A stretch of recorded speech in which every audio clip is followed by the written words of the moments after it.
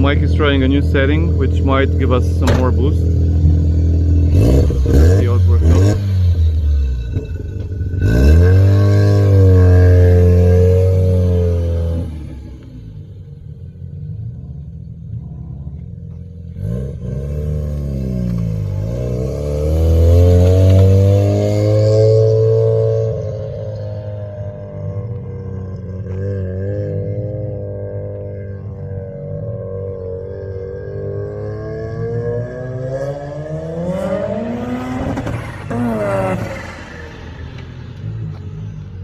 Yeah, that sounds like more boost.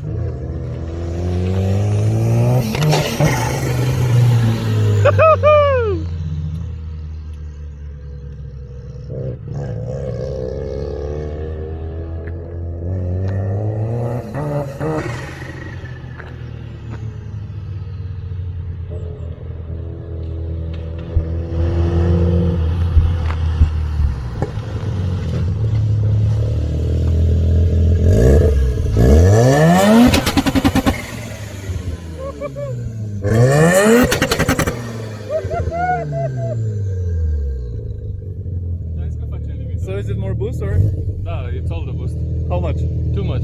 Too much. So the turbo works, but the boost control isn't working. You need a solenoid, just like mine. Yeah, I could hear it. It was like, oh. Yeah, I was cutting at 0708. Okay. So it's not. Reparat turbina.